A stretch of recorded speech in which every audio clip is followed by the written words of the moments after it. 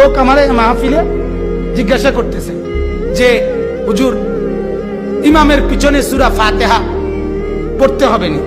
আমি বললাম না, পড়তে হবে না। উনি বলছে হুজুর এটার দলিল। দলিল আমি আনিসুর রহমান। কথা বোঝেন নাই? দলিল কি? আনিসুর রহমান দলিল। হ্যাঁ, এটাই দলিল।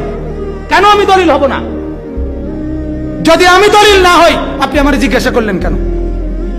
কথা বলেন না কেন? আমার কাছে কোরআন হাদিসের এলেম নাই, এটা যদি আপনার আস্থায় থাকে তাহলে আপনি আমারে জিজ্ঞাসা কেন? কথা বলেন না কেন?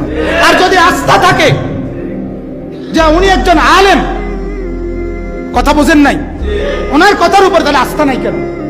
আপনি কোন দিন কোন ডাক্তাররে জিজ্ঞাসেন যে ডাক্তার সাহেব প্যারাসিটামল যে দিলেন দলিল? কথা বলেন না কেন?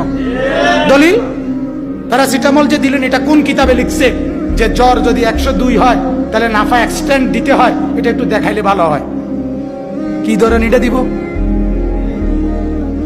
ডাক্তারে না, ডাক্তার গিয়ে দৌড়ে বনি তো ভদ্রলোক যে কম্পাউন্ডার যেতে তে দৌড়ে নিবে একটা দৌড়ের লগে মালাই বাঙ্গুরা না একটা ঠিক গিয়া নিয়ে নবীনগর হেফারে নদী তুলে দিব। যা, তোর মতো রুগীরও দরকার নাই, আমরা ডাক্তারের তোরে প্রেসক্রিপশনেরও দরকার নেই, তুই নিজে চাই ওষুধ খাইয়ে এলো।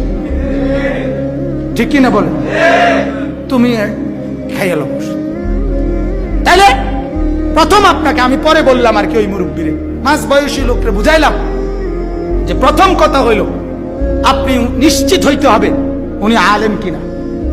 কথা বুঝেন নাই কথা? আর যদি নিশ্চিত হয়ে থাকেন আলেম কিনা তাইলে আপনি এর উপরে নির্ভর করেন।